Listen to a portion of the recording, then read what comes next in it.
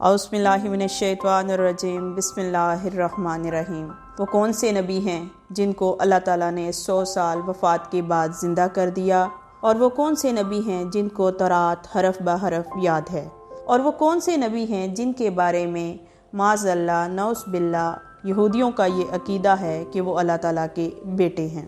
ان تمام سوالوں کے جوابات کے لیے ہمارے ساتھ بنے رہیے، ہماری مکمل ویڈیو دیکھیں تاکہ آپ کی بھی معلومات میں ہماری طرح اضافہ ہو سکے۔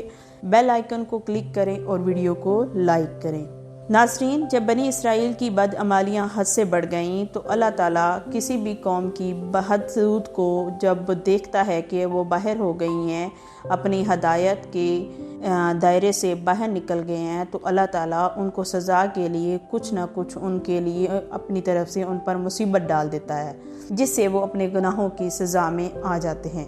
جب بنی اسرائیل کی بدعمالیاں حد سے بڑھ گئیں تو اللہ تعالیٰ نے بخت النصر بادشاہ کی حکومت ان پر قائم کر دی، اور بخت النصر نے بیت المقدس پر حملہ کر دیا اور اس میں موجود 1 لاکھ بنی اسرائیل کو قتل کر دیا، اور 1 لاکھ کے قریب بنی اسرائیل کو اپنے پاس قیدی بنا دیا۔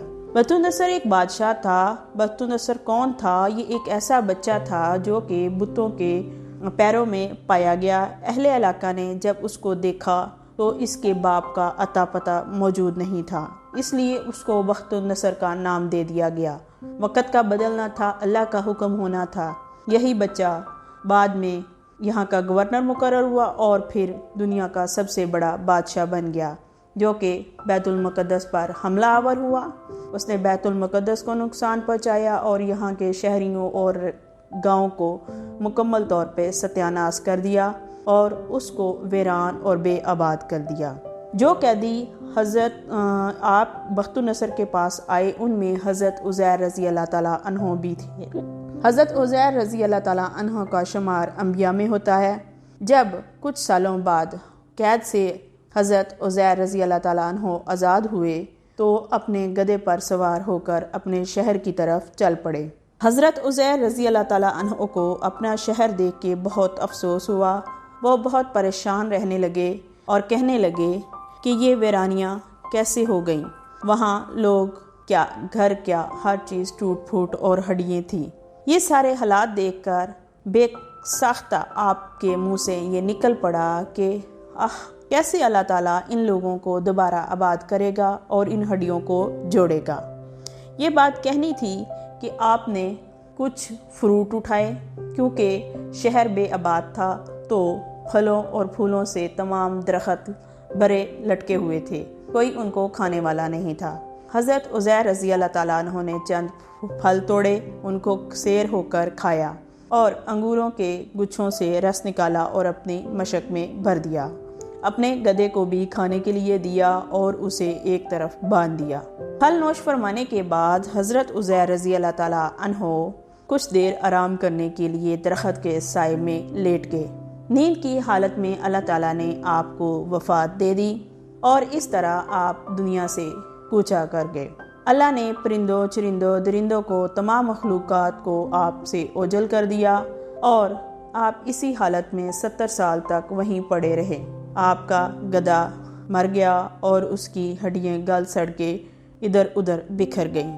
آپ کی وفات کو 70 سال گزرنے کے بعد بیت المقدس دوبارہ سے آباد ہونا شروع ہو گیا، پھر سے خوبصورت اور بارونق ہو گیا۔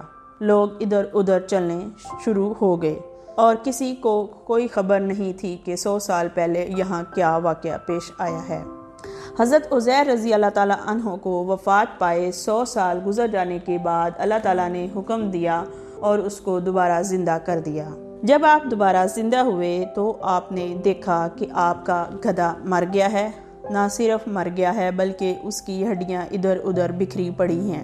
پھر آپ اپنی مشک کی طرف دیکھتے ہیں، لیکن اس میں دیکھتے ہیں کہ جوس کا رس بالکل تازہ پڑا ہوا ہے اور پھلوں میں بھی تازگی تھی، کسی قسم کی باسی یا عرصے بعد کے آثار نہیں نظر آ رہے تھے۔ آپ اسی حیرانی اور پریشانی میں موجود تھے کہ آپ پر وحی نازل ہوئی۔ اللہ تعالیٰ نے ارشاد فرمایا، اے عزیر، کیا تم بتا سکتے ہو یہاں تم کب سے ہو؟ تو عزیر نے جواب دیا، شاید 1 دن سے، یا اس کا کچھ حصہ جو میں نے سونے میں گزار دیا ہے۔ اللہ تعالیٰ نے فرمایا اے عزیر تم 100 برس سے وفات پا چکے ہو اور ہم نے تمہیں دوبارہ زندہ کیا ہے، کیا تم دیکھتے نہیں تمہارے ارد گرد گدھے کی ہڈیاں بکھری پڑی ہیں؟ تو ایک اور میری قدرت کا نظارہ دیکھو۔ اللہ تعالیٰ نے حکم دیا اور گدھے کو زندہ کرنے کے لیے اس کی ہڈیوں کو جڑنے کا حکم دیا۔ حضرت عزیر رضی اللہ تعالیٰ عنہ دیکھ رہے تھے کہ گدھے کی ادھر ادھر سے ہڈیاں اکٹھی ہونے شروع ہو گئی اور وہ جڑ کر ایک ڈھانچہ بن گیا، اور پھر اللہ تعالیٰ نے اس پر گوشت پوست چڑھا دیا اور اس کو بھی دوبارہ زندہ کر دیا ہے۔ زندہ کرتے ہی وہ اپنی بولی بولنے لگا ہے۔ یہ منظر دیکھ کر حضرت عزیر رضی اللہ تعالیٰ عنہ نے کہا میں خوب جانتا ہوں کہ میرا اللہ ہر چیز پر قادر ہے، وہ کچھ بھی کر سکتا ہے۔ حضرت عزیر رضی اللہ تعالیٰ عنہ نے دوبارہ سے شہر کا دورہ کرنے کے لیے گدھے پر سواری کی اور اپنے شہر میں داخل ہو گئے۔ کیونکہ آپ کے وفات کو 100 سال گزر چکا تھا، شہر نئے سرے سے آباد ہو چکا تھا، نہ آپ کسی کو جانتے تھے اور نہ کوئی آپ کو پہچانتا تھا۔ لیکن اسی حیرانی اور پریشانی کی بازاروں کی گردش سے آپ نے ایک بڑھیا دیکھی جو نہایت معذور، اپاہج اور اندھی جیسی حالت میں تھی۔ آپ اندازے لگاتے ہوئے اس مقام پر پہنچ گئے جہاں آپ کا گھر تھا۔ وہیں پر آپ نے اس بڑھیا کو پایا اور کہا اے بڑھیا کیا عزیر کا گھر یہی ہے؟ بڑھیا نے کہا جی، لیکن یہ عزیر کا ذکر کہاں سے آ گیا؟ 100 برس سے عزیر علیہ السلام کا کوئی پتہ نہیں ہے کہ وہ کہاں ہے۔ حضرت عزیر رضی اللہ تعالیٰ عنہ نے کہا میں ہی عزیر ہوں اور میں اللہ تعالیٰ کے حکم سے 100 سال تک وفات کی حالت میں رہا ہوں، اب اللہ تعالیٰ نے مجھے دوبارہ زندہ کیا ہے۔ بڑھیا رونے لگی اور سبحان اللہ کہنے لگی اور کہنے لگی لیکن میں کیسے یقین کر لوں؟ حضرت عزیر رضی اللہ تعالیٰ تو اتنے باکمال تھے کہ ان کی ساری دعائیں قبول ہوتی تھیں۔ اگر آپ عزیر رضی اللہ تعالیٰ عنہ ہیں تو دعا فرمائے میری آنکھوں کی روشنی لوٹ آئے اور میرا فالج جاتا رہے۔ حضرت عزیر رضی اللہ تعالیٰ عنہ نے دعا فرمائی تو بڑھیا صحت یاب ہو گئی اور اس کی آنکھوں کی روشنی لوٹ آئی۔ بڑھیا نے جب غور سے دیکھا اور پہچان لیا میں گواہی دیتی ہوں کہ آپ عزیر علیہ السلام ہیں۔ پھر وہ بڑھیا آپ کو بنی اسرائیل کے ایک محلے میں لے گئی۔ اتفاق سے وہ لوگ ایک مجلس میں موجود تھے۔ اسی مجلس میں آپ کا بیٹا 118 برس کا تھا اور اس کے پوتے بھی تھے جو کہ بوڑھے ہو چکے تھے۔ بڑھیا نے گواہی دی کہ حضرت عزیر ہیں یہ۔ کسی نے بڑھیا کی بات پر توجہ نہ دی۔ پھر عزیر کے بیٹے نے کہا میرے باپ کے دونوں کندھوں کے درمیان ایک مسا موجود ہے اور اس کی شکل چاند سی ہے۔ حضرت عزیر رضی اللہ تعالیٰ عنہ نے اپنا کرتا اتارا اور سب نے دیکھ لیا کہ وہاں مسا موجود تھا۔ انہی لوگوں میں کچھ بزرگوں نے کہا ہم نے سنا ہے حضرت عزیر رضی اللہ تعالیٰ عنہ کو تورات حرف بحرف یاد ہے۔ پھر آپ علیہ السلام نے حرف بحرف تورات سنانا شروع کر دی۔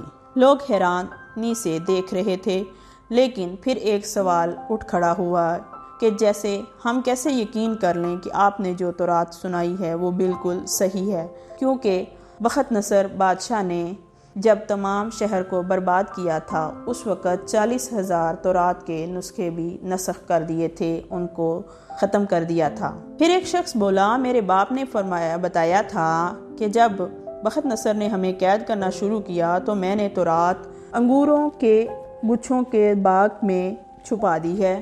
اگر مجھے کوئی نشاندہی کر دے کہ کون سا انگوروں کا باغ ہے تو میں اس کے تنے سے تورات ڈھونڈ لاؤں گا۔ تمام لوگوں نے مل کر پتہ لگایا اور تورات ڈھونڈ نکالی۔ جب دیکھا گیا تو عزیر رضی اللہ تعالیٰ عنہ پر یقین کر لیا گیا کہ واقعی آپ حضرت عزیر علیہ السلام ہیں۔ اسی وقت یہودیوں نے آپ کو حضرت عزیر علیہ السلام کو نعوذ باللہ اللہ تعالیٰ کا بیٹا ہونا تصور کر لیا اور مان لیا۔ اسی دن سے یہودیوں کا یہ پکا عقیدہ ہے کہ آپ خدا کے بیٹے ہیں۔ یہ غلط اور مشرکانہ عقیدہ ان میں پھیل گیا، معاذ اللہ۔ حضرت عزیر رضی اللہ تعالیٰ عنہ نے اپنی آنکھوں سے دیکھا کہ اللہ تعالیٰ ہر چیز پر قادر ہے، وہ ہر چیز کو فنا کرنے والا ہے اور اسی کو دوبارہ زندہ کرنے والا ہے۔